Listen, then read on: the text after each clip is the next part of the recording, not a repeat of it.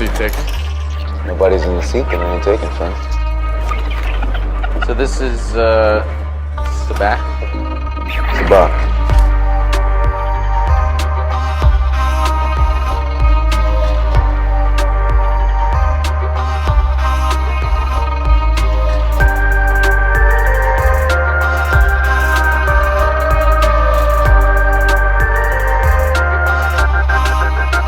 Yo, what is up, guys? Welcome back to Sabacc the Block, the official first cut Star Wars show. We are back again this week with another amazing guest. This week we have Danielle in the house, written in the Star Wars herself. Danielle, how are you feeling today? I'm good. I'm excited to be here. Thanks for having me on.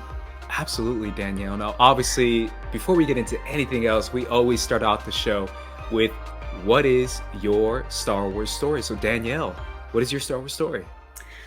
It's literally my life, because my dad was a big Star Wars fan, and so he had the movies on all the time, the original trilogy on all the time when I was growing up. And then I remember when the prequels came out, he wasn't a big moviegoer, so we didn't go see them in the cinema. But as soon as they came out onto VHS, he got them, and we watched them at home. And my first really big memory of Star Wars is being so confused in The Phantom Menace, because I didn't realize that they got two different actors to play young Anakin and to play older Anakin in Attack of the Clones. So we watched Attack of the Clones, and I was like, so they had to wait 10 years for him to grow up in order to film this movie? And my dad was like, no, they got different actors. Like, how am I supposed to know that? I'm just a kid. And so that's probably my first big memory of a conversation about Star Wars that I had with my dad. But I've been watching them since before I can remember. And then just stayed a part of my life until Rogue One came out. And then I got even more into it because of Diego Luna. And then it really amped up during COVID, during lockdown, is when I finally watched all of the Clone Wars, because I'd seen episodes throughout the years, but never had seen them all together. So I finally had the time to watch all of them. And that just kind of sparked my pure obsession with it. That's when I got a TikTok, and now I'm here. Yeah, that's amazing. I feel like your story sounds like it's like the generation right under me, which is like the Clone Wars Yeah. generation, like a little bit of the prequels, but mainly Clone Wars, then coming up into what we're seeing now. But that sounds amazing. Yeah, I wrote down TikTok on the outline because I'm curious about it. I've seen a little bit of Star Wars TikTok, and the little bit I've seen, thankfully, is like really positive and really uplifting. Am I right? How is Star Wars TikTok? Yeah, the people who participate in Star Wars TikTok are really great people. It's a really good community that I've become a part of, and I'm very thankful for that. I got to meet a lot of them at Celebration for the first time. Through that, I've made people who I probably will consider like lifelong friends. And so that's always been something I'm very thankful for it. Where it becomes a little bit difficult is just kind of like the comments from people, just like rude comments and just like the influx of trolls. I think TikTok is a lot more difficult than Twitter because you can't mute a post like you can on Twitter. And so if a post kind of gets out of your circle and you get just abuse after abuse after abuse from people, you see it all in your notifications in the app. And that can be really difficult. But overall, I try to remind myself there's a really good community on there of people who support me and who are just very kind. And so I enjoy it. It's still enjoying it to the point where I post. So I haven't gotten past that yet. Yeah, I know it's definitely ups and downs because I do feel like I've seen that a little bit when it comes to TikTok because I think the actual creators, the real people, right? That's what I call them, the tangible people, the people who Yeah. actually will get behind the camera and Mhm. film themselves are pretty positive and do have, a really good outlook. But then the no name, no photo The Lego comments, profile picture. it Yeah. just it doesn't help. And I've had like two two or three TikToks that I've seen personally myself. They're not Star Wars related, Mhm. that just blasted me. And I was like, yo, I don't think they've ever been this mean to me Yeah. on YouTube. And YouTube is Yeah. toxic as hell. Oh, it And can TikTok get was like, yo, hold my beer. I'm about to yeah. show you. I was They like, will yo. humble you, hurt your feelings. Yeah, they like made fun of my voice, made fun of I was just like, I'm so self-conscious right now. Yeah. So that's yeah, I totally feel that. And I feel like what's good is that the actual creators have Yeah. a good Mhm. mindset. A little bit of your background, I know I skipped that, but you are currently in the UK, right? Yes, I live in Scotland and I'm doing a PhD literally at the very end. I am just doing my corrections. I already had my, thesis defense and everything. So I'm just doing my corrections and I'll be done in about a month and a half. And then we'll just be looking for a job over here. Hopefully find one soon. Hey, that's what it is. Now let's get to Star Wars Celebration. I mean, obviously it being in London must have been helpful, but before we get I actually kind of want to start with your experience before we get to the panels. How was your experience going to Celebration? Was that your first one? Yes, this was my first one. So didn't even really know that Celebration was a thing until I really immersed myself in the fandom the past like 3 years. And when it was in Anaheim last year, I was so jealous of everyone who went because so many of my friends went. And I was over here in the UK watching the streams on YouTube and everything. And I was just had the worst FOMO ever. And I said, if it's ever in the UK, I'm going. I don't care where it's at in the UK or even if it's in like France or wherever in Europe, I am going to go because I don't want to miss out again. And then closing ceremony, I woke up because the time difference ended up being they announced it like right when I woke up. And I had so many messages from people like, it's going to be in London next year. It's going to be in London. And immediately booked my hotel and thankfully got tickets. But it was just so surreal being surrounded by people who love the same thing as you. Like, I don't think I've ever had that experience before where it's just, I used to go to midnight premieres of movies. So that's probably the closest thing, but that's only for like a couple of hours while you're waiting in line for it. But Celebration is 4 days of just being completely immersed in something that you love so much. And that's a really gratifying feeling, I think, because you don't have to pretend like you don't love something as much as you do because everyone around you loves it as much as you do. And like I have a Star Wars tattoo. I didn't have to explain my Star Wars tattoo to anybody there. No one asked about it. You get to be your geekiest self that you don't normally get to be otherwise. And so that was a lot of fun. And just being around like in the same place as the people who make the things that you love too, the authors, the actors, the directors, people who work behind the scenes on everything. That was also a lot of fun. So I had the best time and I miss it. I wish I could go to Japan, but I probably can't. Yeah, Japan is like, yo, that's wild. That's definitely a trip for sure. Yeah. I want to hear about the panel experience you had and the panel experiences in general you had. Yeah. Well, I'll talk first, I guess, about the Latina panel, the Latinx panel that I was Yeah. on, thanks to you and Kari. Shout out to Kari. That was so amazing. It was so exciting to get to be on a panel at Star Wars Celebration, and they have a little backdrop that says Star Wars Celebration and everything. And also to talk, one of the best things about being a part of the TikTok community has been finding other Latinx Star Wars fans because growing up I didn't know any, and to be able to have conversations about things that matter to us and that we have similar experiences in.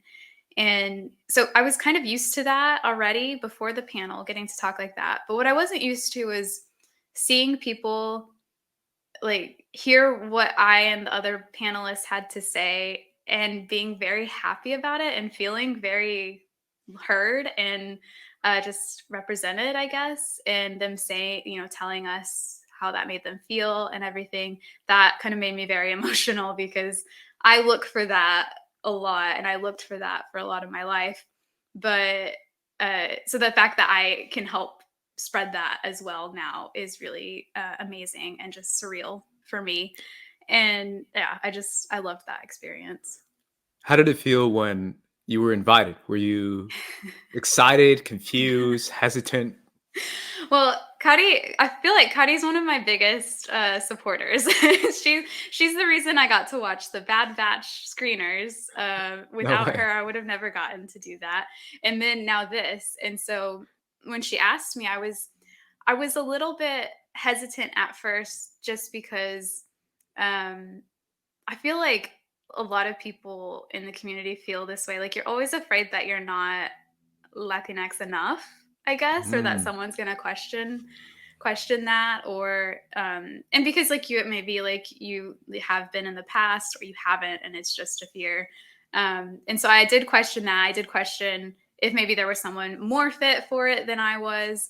But I was talking to some of my friends about it, and they were like, "No, you should do it. You should do it. Like, you have a lot to say about this. You talk about it a lot."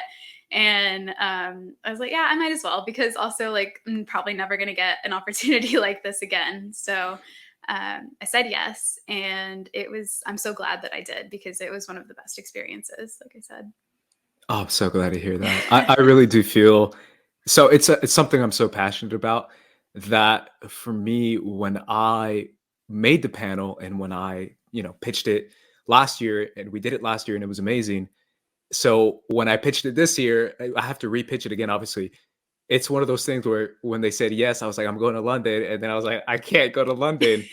And it's like, what do I do? It was really tough to kind of coordinate where I was like, should I just cancel it? And should I be upfront about them, telling them, hey, if I can't go, the panel can't go on. And I was like, that's so unfair to so many people who have stories even in the UK. Like I was talking to Mhm. my mom about it, and she's like, "How many Latinos and Latinas are in the UK? Like you can't just leave them hanging."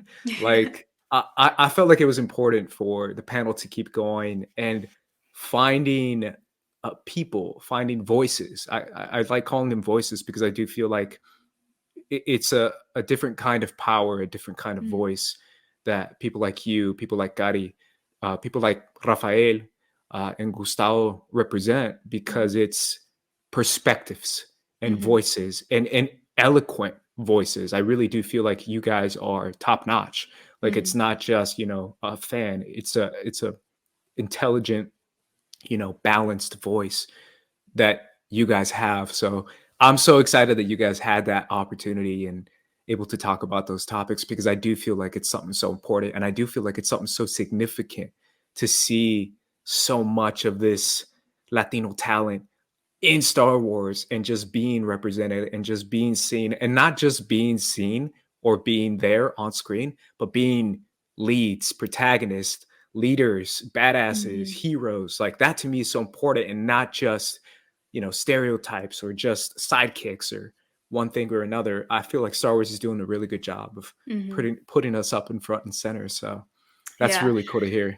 That was good, and it was also, we opened up for Q&A the last, like, 15 Oh, minutes, how was and that? it was so much fun. So we had one person at the beginning, and or, like, 2 people, I think, at first, and one of them gave this, like, really beautiful, um, talk about how he was from the Canary Islands, and Andor, I think season 1 was filmed, or maybe not Andor, Solo was filmed there. One of the Star Wars projects was filmed there years ago, and he was so excited that Star Wars was coming to where he lived, his little island, and he didn't get a chance to see them film. But now, like, I think Andor season 2 is filming there, and he works the set for No it. way. And that was just a really beautiful, like, you see something that you want and you think that it's outside of your reach, but the opportunities could surprise you.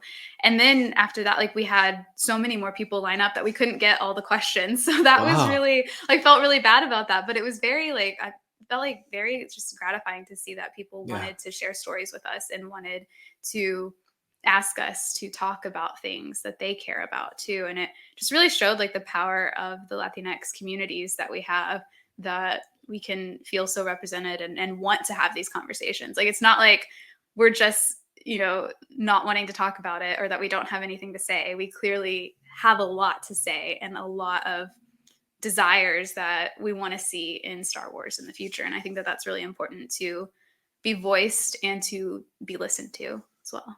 Absolutely. That's amazing, Danielle. Let's get to our green Psylop for today.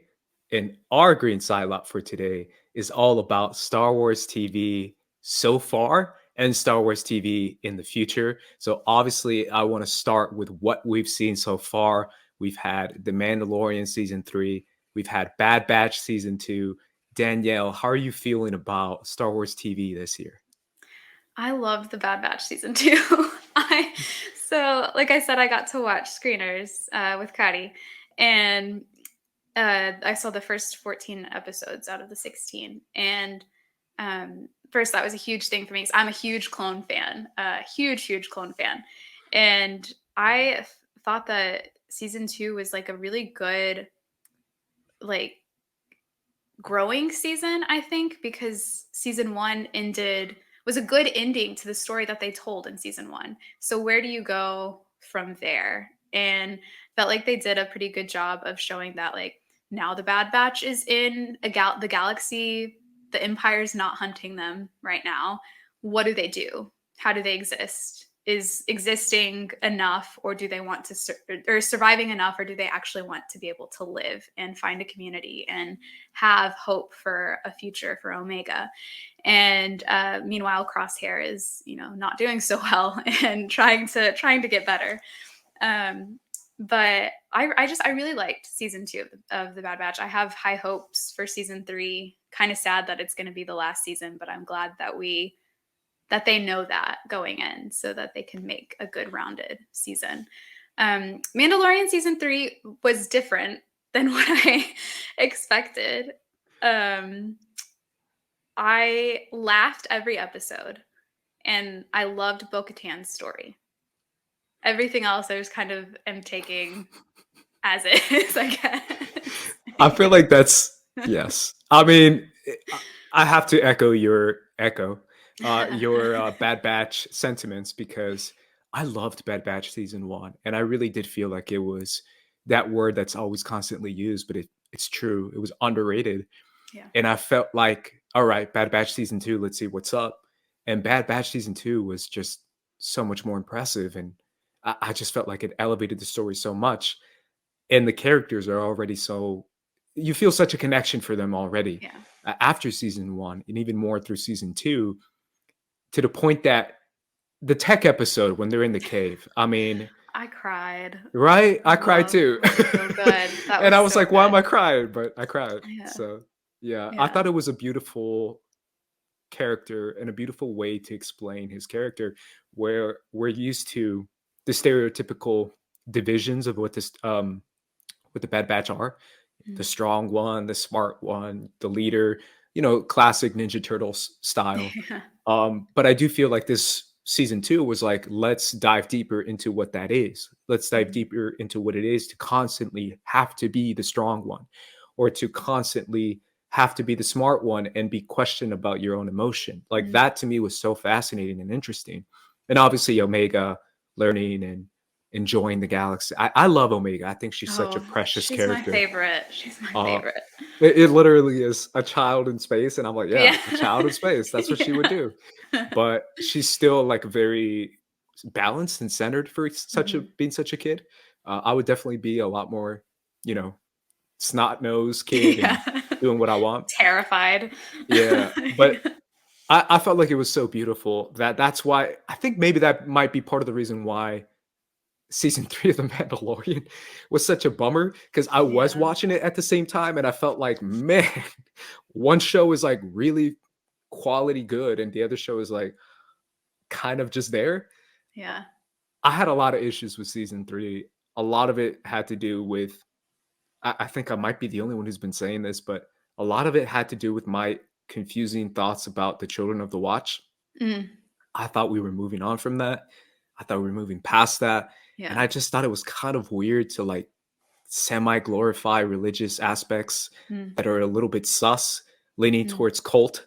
And I just felt like at the end, it was like, all right, we're getting a baptism. We're doing missionary work. This is a little weird. I don't know if I like this, to be honest. And I I don't know. I just felt like it was a little bit messy when it comes to the thematic elements in the season, especially when it comes to Din. But I love Yeah. Bo-Katan. I thought she was great for sure. Oh, I was so like I have several thoughts about this season. I was so worried that Bo-Katan was gonna be like completely butchered, like her character was just gonna be annihilated.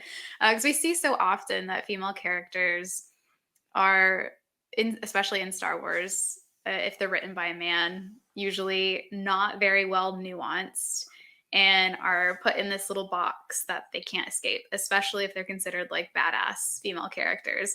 Then they don't have a lot of emotion. They just do this. Or if they do have emotion, it's confined to a singular thing.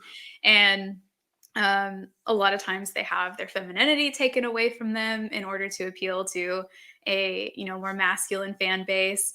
And I was just worried that that's what was going to happen, or she was going to be made to be the ultimate villain. My biggest fear was that she was going to be made the antagonist or villain of the season. And I was just like, we need to move past that with Bo-Katan. That's not who she is anymore. And so the fact that she was actually given these really great story beats throughout the season honestly surprised me. I wasn't expecting it. Very grateful for it. I do feel like her story was the most well-rounded of the season. And to the point where I can't help but wonder if they did major rewrites like right before they started filming. I don't know, like, again, we're not in the room, so we can't say for sure, but I can't help but also wonder if it's because of, other filming commitments that Pedro Pascal had with The Last of Us, which if that was the case, I'll take The Last of Us. That's perfectly fine. But yeah, it was so different from seasons 1 and 2. There was emotion there, but it didn't feel as like, I don't know, as deep or as earned as it has in past seasons. And again, especially not compared to the Bad Batch, I think. But yeah, it was a different season for sure. For sure. Let's move on to what we see in the upcoming future, the near future, which is Visions season 2 or volume 2, and then Ahsoka. Have you gotten the chance to see Visions yet, or are you waiting like the rest of us? No, I've not seen it yet. I Okay. didn't go to the panel. I couldn't make it to the panel. And I know they got to see some episodes, and I've not seen anything at all. Okay. I'm asking because I have. Oh my gosh. Yay. I'm happy for you. I said like the rest of us, and I was like, wait a minute. I've seen the whole season. Oh, yay. That's so exciting. I'm so excited for people to watch it. I really do feel, and I know I sound like hyperbole on Twitter, but I really do feel like this is some of the best Star Wars I've seen, period. Not great. animated Star Wars, not recent Star Wars. I mean, like all time Star Wars. It's that good. Every animator, every animation studio brought something unique and different and beautiful and a different element of what Star Wars is. Like every short has a different thematic element we always see in Star Wars, and it creates this like beautiful array and tapestry of what Star Wars represents. It's so freaking beautiful. I was just blown away by it. And I might be slightly biased because I'm an animation fan. I follow anime and animation for years. This is something I do on the side as well. I talk about other anime movies too, but I do feel like it's special. I just can't wait for people to watch it. But let's talk about Ahsoka. Did you get to see anything from Ahsoka at Star Wars Celebration? Yeah, I was at the Ahsoka panel, which was Saturday, and they showed the Ahsoka trailer, which everyone got to see on Friday. I wasn't at that panel. And so I was wondering, when I heard that they showed the trailer and they made it available to everyone, I was like, well, what are they going to show us at the Ahsoka panel then if they already got the trailer? And so we got a remix trailer, which is where they showed Thrawn, who exactly was playing Thrawn, which has been released now, Lars Mikkelsen, thankfully, thank God. I don't know how they could get anyone else to play him. But that way, and then he came out on stage as well. And that was very exciting. I wish that everyone got to see the trailer we got to see. And that's one of my biggest problems with Celebration recently, is that, because I've been on both ends of it, the person not at Celebration who doesn't get to see the stuff in the panels, and the person who made it to the panels and got to see the special stuff. I just wish everyone got a chance to see that, because the Ahsoka trailer we got had a lot of like really cool things that made me more excited than I was from the trailer, and made me feel a little bit better about kind of where things are going with the show, I think. And I'm just like, I can't talk about it with everybody because they've not seen it, and I can barely remember what I saw because I was so excited to get to see it. It was like losing my mind. And then once, Lars Mickelson's face was on screen, I completely forgot what else happened after that. But it was so exciting. I'm looking forward to it a lot. I have limited my expectations after Mandalorian season 3, mainly because I don't want to ruin the show for myself by just like having way too high expectations.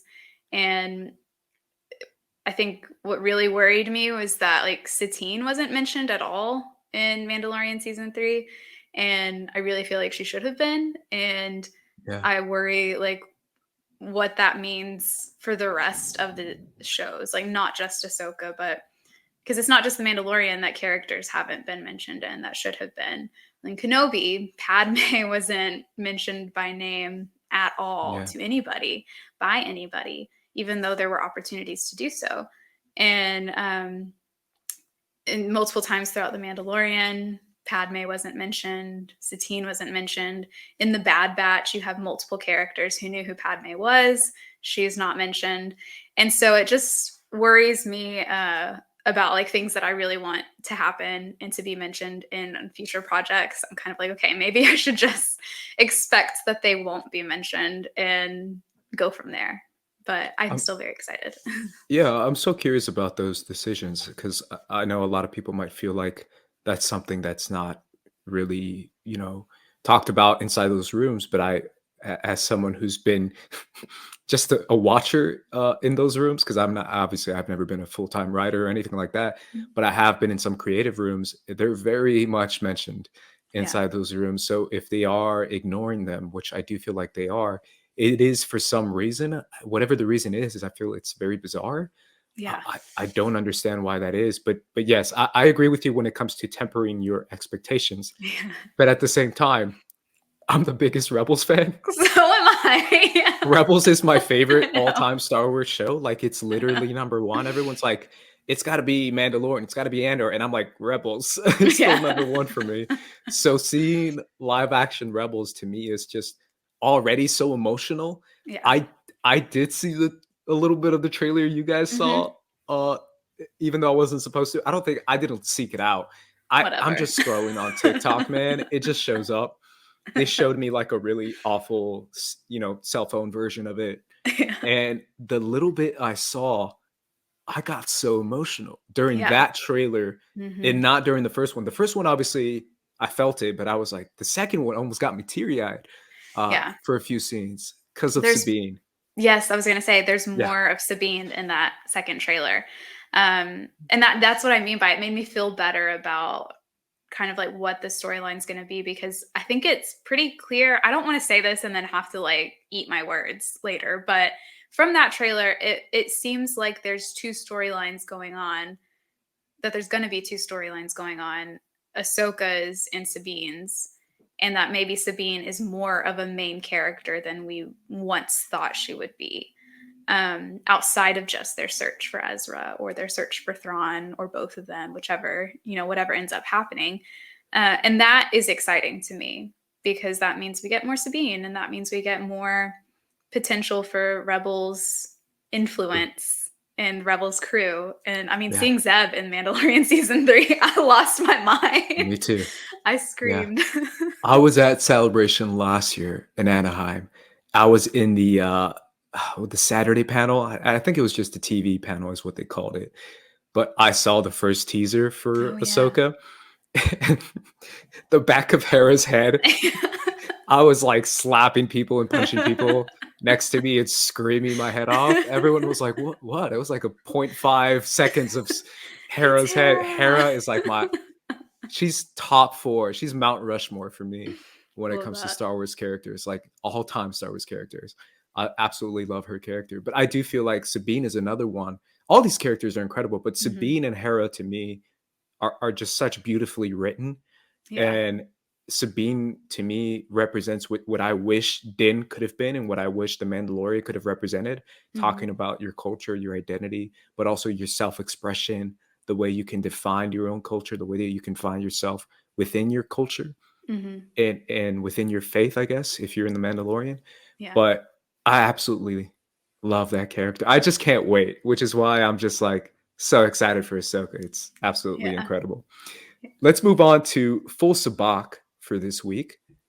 And our full sabacc is all about Star Wars Celebration news. How can we not talk about it, right? Yeah. Yeah. So we have the Star Wars. I'm going to talk about all the new stuff. Obviously, we know about Andor Season 2, Visions, Bad Batch. But I want to talk about the new ones, which are the Acolyte, Skeleton Crew, and obviously we talked about Ahsoka. And when it comes to movies, we have the Dawn of the Jedi, the New Jedi Order, and then we have the Filoni movie. Do you have a favorite out of all those coming out?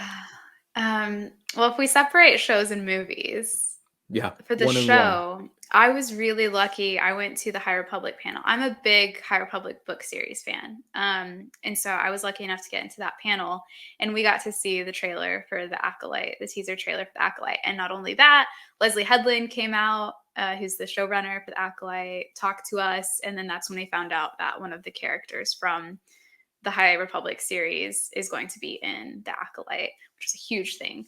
And so I was already excited for it, but seeing the trailer, it's like the gritty groundedness of Andor, but with lightsabers and a little more humor. Like a little more, like it's not as it didn't seem like it was going to be as constantly like depressing as Andor was. And I love Andor, but with lightsabers. And that excites me because I love Jedi. I love Force users. I love lightsabers. And I've kind of was thinking about it the other day as I started a rewatch of the Clone Wars. I really miss Star Wars with lightsabers. And I'm so glad that we're going to be getting that back with Ahsoka and then The Acolyte. As far as movies go, I'm a Rey girl, so I'm very excited for that one. But I'm also extremely excited for the possibilities of the Dawn of the Jedi movie because it's stuff that we've never really explored before. And I like when we start like a new ground of something. There's not as much expectation for what's going to be or who's going to be in it, and it's just starting over from scratch, kind of. And I enjoy that. What was your reaction to the Rey news and Oh her my coming God. back? Okay, so I didn't get to go to the panel for that, the showcase, but I was waiting in the queue to get into the Andor panel. And so I was with my friends and around a ton of people also waiting who didn't make it into the showcase panel. And someone was on Twitter and they were like, "Oh my God, Daisy Ridley's here." And we're like, "Wait, what?" And they're like, "Rey's coming back in a new movie." And everybody cheered and we were crying and just like literally shiver. Like my whole body was just like, is this real? Like Rey's coming back? Because I genuinely wasn't sure she ever would. And I wouldn't blame her if she didn't. And then the fact that she was there, we were literally sitting across from the celebration stage where she walked onto stage. And I was like, she's in there right now. I can't believe it. But I'm so happy that like that at least Lucasfilm is like taking a stand in this way and being like, we don't care if you didn't like these movies. We don't care if you didn't like Rey. She's here to stay. And you don't want to go see that movie? Fine. I don't care. So I'm very happy about that. Yeah, I mean, I stayed up. I can't lie. And I followed. All I did was just like refresh Twitter. And that's how, and I saw the live tweets from a lot of people, mainly Star Wars Explained. But I just kept refreshing. It's like 4 a.m, and I'm just like still refreshing. I mean, it was all exciting news. I was cool about hearing about the Acolyte and everything. Mm-hmm. But once that news hit, I was just like, oh my God, this is everything I wanted. I really did want this because I know a lot of people talk about how her journey was complete. This is his own movies. the Skywalker saga is over. We shouldn't see any more of these characters, all this kind of stuff. That's a conversation around Star Wars Twitter. But I do feel like it's important for a lot of reasons, but not just to see more of this amazing character, but like you said, to double down, to stand your ground, to say, hey, we're here for this character. We're embracing the character, middle fingers in the sky for all the haters. This is who it is, and this is who we are. And I wanted to see that. I wanted to see more of her journey. I want to see an embrace for the sequels, which I've tweeted about a lot, because I do feel like there is kind of like the sequels happen. And it's like, can we stop ignoring them? Can we not wait 20 years and then be like, oh yeah, sorry about that. And it's like, let's not do what we did to the prequels, to the sequels.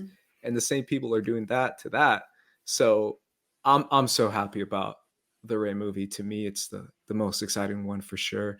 And then from there, obviously I haven't seen anything from The Acolyte, but from there I'd probably go Ahsoka. I think that's really exciting as well. I want to hear a little bit more about what you, just out of curiosity, you said your favorite is Rogue One? Yeah, that's my favorite Star Wars movie, Okay. Rogue One. And that's just like, I talked about this a bit on the panel, is that when Rogue One came out, like I wasn't as into like Star Wars fandom. I was a Star Wars fan, but very much like the news that got outside of Star Wars Twitter, that's what I heard. I didn't like get deep into, I didn't know that Diego Luna was in Rogue One. I don't think. I didn't know, like, I just was not keyed into it at all. I was just like, a new Star Wars movie, gonna go watch it opening night. Okay. And so I went, and then the first time Diego Luna talked, which is within the first like 20 minutes of the movie, and I heard his accent, and I was like, that is a Mexican man. and I was like, that half of my family speak with that same accent. And I was like, I was tearing up. And I said, why am I sad right now? It wasn't sad. I was just really emotional that I was hearing something that I grew up with on Star Wars. And someone said, I think it might have been at the Triad and the Forces podcast recording, that it's like, you don't realize that you were settling until you get what you really wanted and what you really needed. And I wouldn't necessarily say that I was settling in my love for Star Wars, but there was a part of me that never really was represented on screen for it. And Diego Luna was like the beginning for me of seeing that and really being like, oh my God, this is possible. Why hasn't it happened before? Why hasn't it, why is this the first time that we've had someone with a Mexican accent or a Spanish accent or any type of dialect in Star Wars before?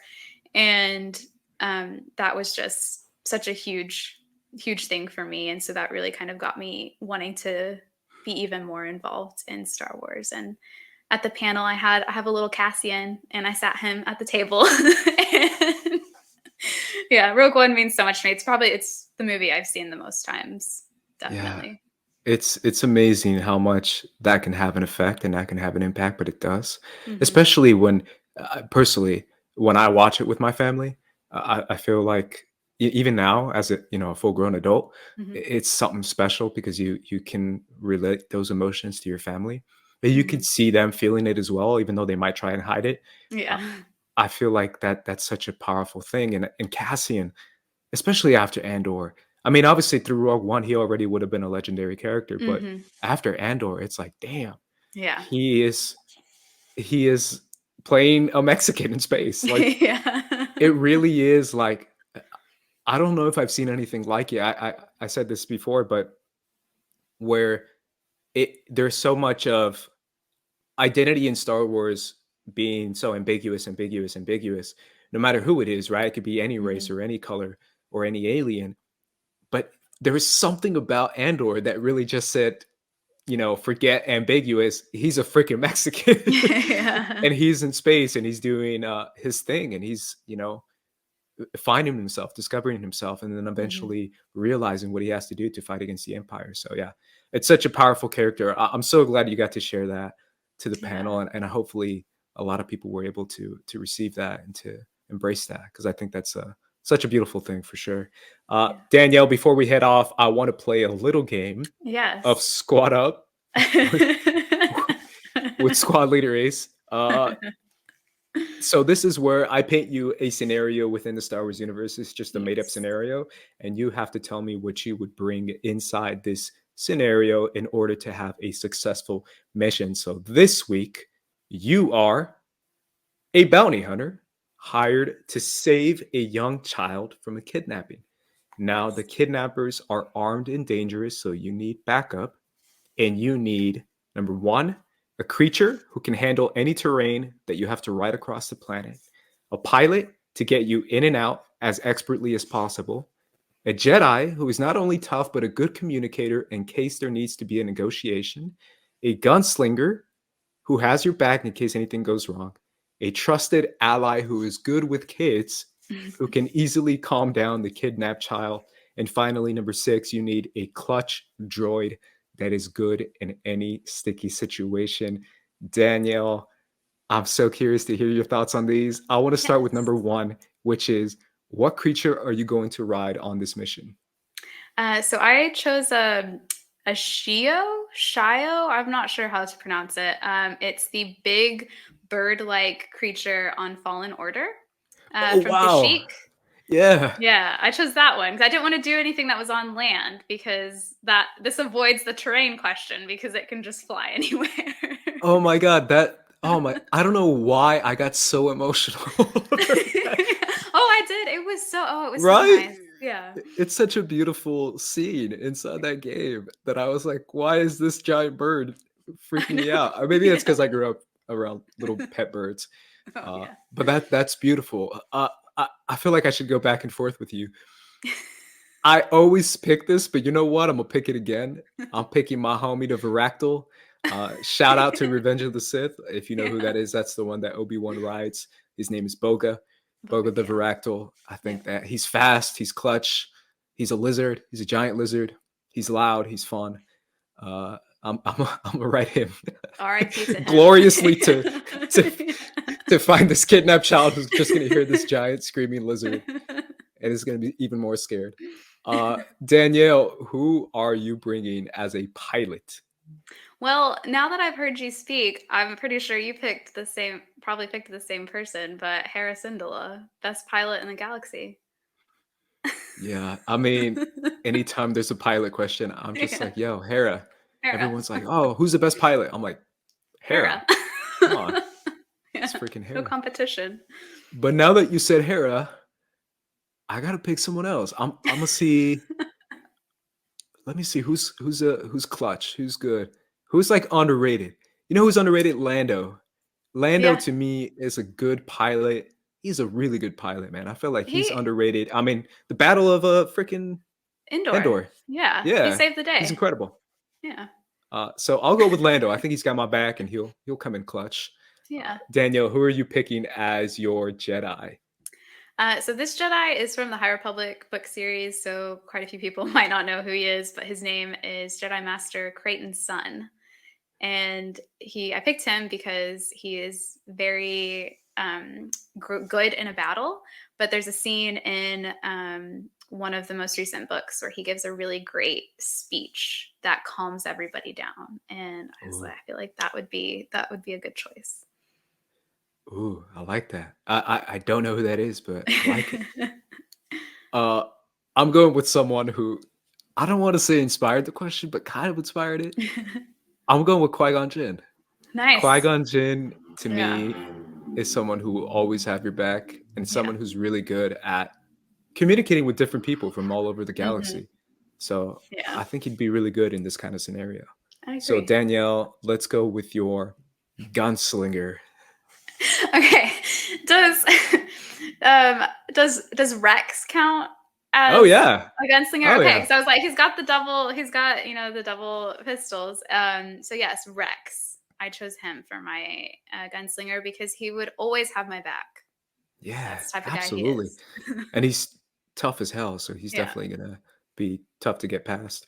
I'm gonna have someone who might be the greatest gunslinger And I'm surprised you didn't pick because he's making a comeback. Don't call it a comeback. His name is Crosshair. Oh Crosshair. yeah, yeah, Crosshair don't miss. And after shooting Nolan, he's on a winning streak right now. he really Even though is. he's being tortured, but still, Yeah, he's gonna be on a winning streak again, and he's happens gonna make a sometimes. comeback. So Crosshair, no matter what happens, I got the greatest sniper Yeah. in the galaxy. You really do. Now let's get to your trusted ally who will be good with kids. Just Hunter. Yeah, I mean, He's great with kids. he's amazing with kids. That's probably the best answer. He would risk his life for the child. So what better person to look after them during the battle? That's a really good one. That is a good one. Man, now I really got to think about mine. Who else could be good with kids, right? Because I have to speculate about, who'd be good with kids? Shout out to Bad Batch. Shout out to my second favorite senator, Chuchi. Oh yeah. My girl Chuchi, you know what? She's gonna be amazing, and she can Yeah. handle the battle. No matter what kid it is, she'll calm him down, and she'll be right there if I need her to help me out. So, Senator Chuchi. Good choice. Every time she comes on screen, I'm just such an idiot that I'm like Chuchi, Chi. I have to hype her up somehow. Someone else has to. So if her guards are not going to do that, then I will. Finally, a trusted droid who has your back, Danielle. Who are you picking? I chose BD1 because Wow, BD. he's literally on your back, and he's really good at slicing, and he carries around stim packs so that you can last longer in a fight. Awesome. So you just gave me a layup to my favorite choice, which everyone picks, but now I can pick. I can finally pick him because I always go second. Mhm. My homie Chopper is coming in swinging. Like everyone want to stand back because Chopper's got his hands up and he's about to knock you down. He'll commit the war crimes for you. Yeah, you he'll blow up like 5 Star Destroyers. I'm rewatching Rebels right now, and the last one I watched is the one where who did they rescue? They rescued Ezra and Commander Sato. Not Sato. Oh yeah. They do get traps. I think so. And he blows up like 5 Star Destroyers. And I'm like, that's like 5 million people right there, bro. Chopper is incredible, man. He doesn't give a flying F. So just to run it back, let's get your list, Danielle. Just go 1 through 6. Who are your characters? You can just say the characters. Yeah, the Shio, Hera Syndulla, Creighton's son, Captain Rex, Sergeant Hunter, and BD1. Awesome. And I'm riding my Varactyl. I got Lando at my side as a pilot. My Jedi's Qui-Gon. I got Crosshair, Chuchi, and my trusted bodyguard, assassin droid, Chopper, has my back. So 3 C's on the final. Yeah, for sure.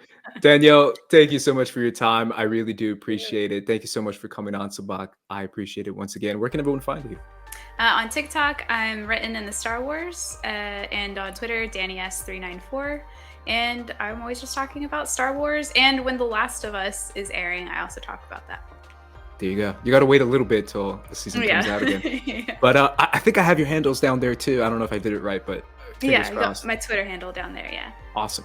And you can find me at Squad Leader Ace on Twitter and Instagram and TikTok as well. And obviously First Cut right here on YouTube, First Cut TMO, everywhere else. Make sure you guys check that out. But either way, guys, for Sabacc the Block, we're going to be peacing out. So peace. Deuces. Yeah.